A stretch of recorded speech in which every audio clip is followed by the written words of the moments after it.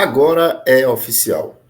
A gente agora pode dizer que começou a era Diniz na seleção brasileira. Começou o dinizismo, né? Então, o que esperar de Fernando Diniz nesse contrato de 1 ano com a CBF? Né? Ele próprio, durante a entrevista coletiva dessa primeira convocação na sede da CBF, o Fernando Diniz ele falou que ele tem contrato de 1 temporada, como já foi explicado, apresentado pela imprensa, divulgado também pela própria CBF. Né? O Fernando Diniz vai ficar na seleção brasileira, nos jogos das eliminatórias e os amistosos que a seleção tem a fazer nesse compromisso, nesse intervalo de tempo de 1 temporada, de 1 ano, né? E depois chegará o novo treinador da seleção brasileira, que ao que tudo indica será mesmo o Carlo Ancelotti, que atualmente dirige a equipe do Real Madrid. Né? Então a gente hoje vai falar da expectativa que a gente tem, né? Porque a seleção brasileira, apesar de todos os pesares, é a seleção que representa o futebol brasileiro.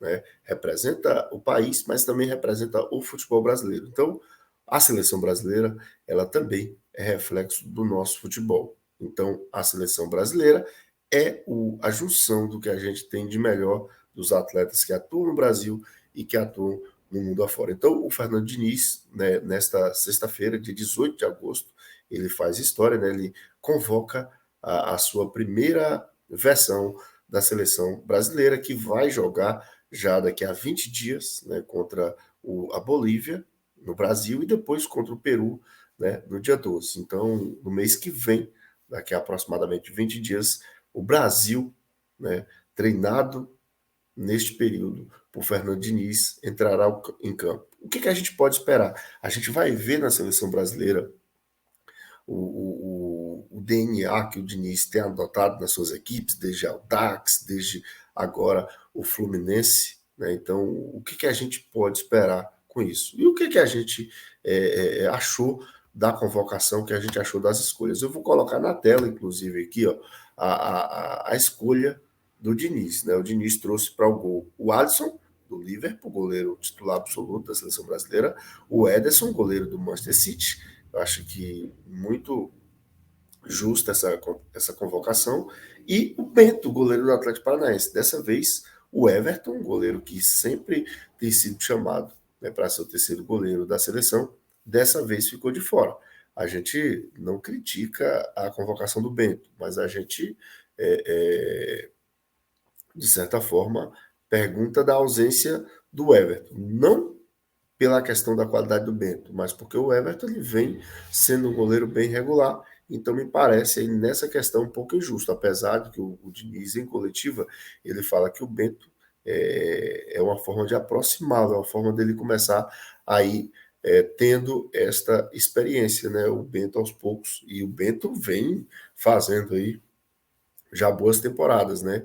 Assumiu a titularidade absoluta do Atlético Paranaense, né? Ele que assume o lugar desde a saída do Santos e vem dando conta do recado, é um grande goleiro, então é uma convocação justa, mas fica só a interrogação da não convocação do Everton, né? Para parte defensiva, assim como a CBF, né, descreveu sua convocação, o Gabriel Magalhães, né, do Arsenal, goleiro, um zagueiro que está muito bem, o Ibanez, que está no Al-Ahly, né, jogando agora na Arábia Saudita, o Marquinhos, do PSG, e o Nino, do Fluminense. Na convocação anterior, o Nino foi convocado, chegou a ser convocado, mas foi cortado por questão de contusão, e ele volta desta vez. Danilo, jogador da Juventus, lateral, Wanderson, jogador do Mônaco, Caio Henrique também, jogador do Mônaco, Renan Lodge, do Marselha. No meio-campo, André, do Fluminense, Bruno Guimarães, do Newcastle,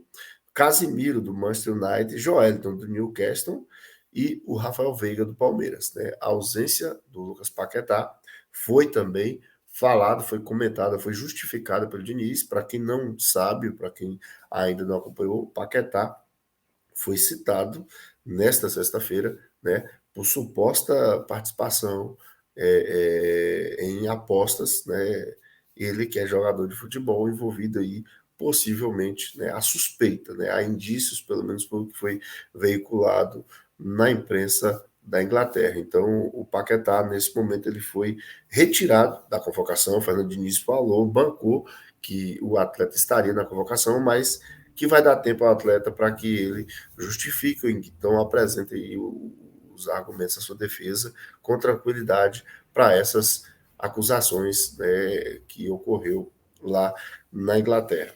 Ele também não quis dizer qual foi o jogador que substituiu o Lucas Paquetá, mas eu acredito que aí, nitidamente, pode ter sido o Rafael Veiga, né? O Rafael Veiga ou o próprio Joelton.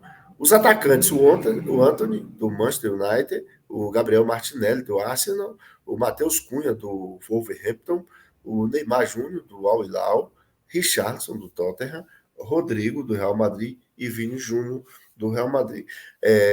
Sobre a convocação, a única injustiça, e eu acho que aí poderia, na mesma linha do Bento, né, já que o Diniz fala sobre isso, acho que o Vitor Roque poderia ter sido experimentado, até porque o Richarlison, para mim, não fez uma grande temporada, não fez uma grande Copa do Mundo, então eu acho que se fosse para ser justo, alguém que merecia uma oportunidade, o Vitor Roque. Não vejo assim outras grandes ausências, né? Talvez uma chance para o Lucas Perry, goleiro do Botafogo, que vive um momento espetacular, poderia também receber uma oportunidade, mas eu também concordo que o Bento vem de uma regularidade maior do que o Lucas Perry.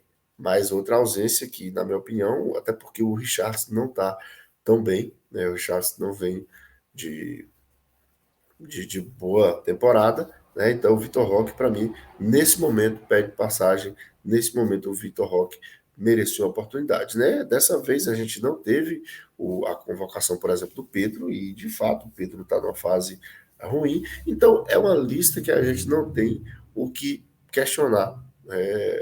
A gente não tem muito o que questionar. É uma lista, eu diria, de bastante consenso. Agora, então, eu diria assim que no primeiro ato da era Diniz, né, do dinizismo na seleção brasileira, acredito que ele, na minha opinião, fez uma convocação interessante, uma convocação muito muito do que era possível, né? Uma convocação sem surpresas e uma convocação que não gera críticas, né? Até porque não vejo assim grande queixa de ausência e não vejo também grande surpresa com as presenças nessa lista. Então, na minha opinião, a convocação, eu acho que o Diniz passa pelo primeiro ato, que é a convocação. Agora cabe aguardar, né, os jogos, porque nos jogos, agora primeiro passo é a convocação. Ele analisa e convoca. Qual o segundo ato? Vem os treinamentos, depois a escalação. A escalação é a convocação da convocação, né? É um filtro bem ajustado. Aí vão restar 11. Então, a gente vai seguir acompanhando e só depois a gente vai saber, né, da coerência ou incoerência do Fernando Diniz à frente da seleção. Todo mundo, claro, vai estar muito ansioso esperando, né, os primeiros jogos do Fernando Diniz, os primeiros treinos, para ver se o Fernando Diniz de fato vai aplicar o que sempre aplicou na sua carreira, desde a época do Audax e como agora no Fluminense, né, uma equipe com muito posse de bola, muita troca de passe, uma equipe de movimentação e que vai tentar ter o jogo sob suas rédeas, né, o jogo ali sob seu domínio durante grande parte do jogo. Então, agora é o próximo passo. Nesse primeiro passo, eu diria que o Diniz ele sai aprovado, até porque eu acho que não teria como melhorar muito essa lista, né, da convocação. Claro que tem a questão das escolhas, das preferências, mas eu não vejo assim nenhuma unanimidade que deixou de ser aí convocada pelo Fernando Diniz. Então, mês que vem, a gente agora vai matar mais uma das nossas curiosidades, né? A da convocação, a gente agora já sabe, aí depois a gente vai agora começar a observar as escalações do Diniz. Se a convocação foi bem coerente, agora cabe a gente aguardar as escalações do professor Fernando Diniz, que a partir de agora comanda a seleção brasileira por um ano até a chegada do novo treinador, que muito se espera, muito se acredita que seja mesmo o Carlo Ancelotti. E você, o que que você achou da convocação da seleção brasileira? Quem faltou, na sua opinião? Deixa aqui embaixo nos comentários, né? O jogador que faltou, a convocação que você acha que não foi merecida, que não foi justa, né? É sempre importante a sua participação. Deixe também o seu like, deixe também o seu comentário. Se não for inscrito, se inscreva aqui no canal 2A1. E a gente deseja, né, sorte ao Diniz, sorte a essa nova etapa na sua carreira profissional, né, que vai ganhando mais forma, que vai ganhando mais corpo, né? É um novo ciclo também, um novo ciclo que se inicia para a próxima Copa do Mundo, onde o Brasil não terá dificuldade alguma para se classificar, inclusive aumentaram as vagas, né? Então a questão do Brasil não é a classificação para a Copa. A questão do Brasil é a qualidade do jogo que o Brasil apresenta nos jogos, principalmente contra os europeus. Então, esse é o principal objetivo do Fernando Diniz, fazer uma seleção competitiva para competir no nível internacional, né? Esse nível internacional é a Argentina aqui no futebol sul-americano e Europa, né? E, e fazer essa equipe apresentar um jogo que todo brasileiro espera. É o que a seleção brasileira já fez e que a gente acredita que seja possível fazer. Vamos observar, acompanhar se o Fernando Diniz será, né, será capaz de fazer essa transformação que a gente espera na seleção brasileira de futebol. Um forte abraço e até o nosso próximo vídeo.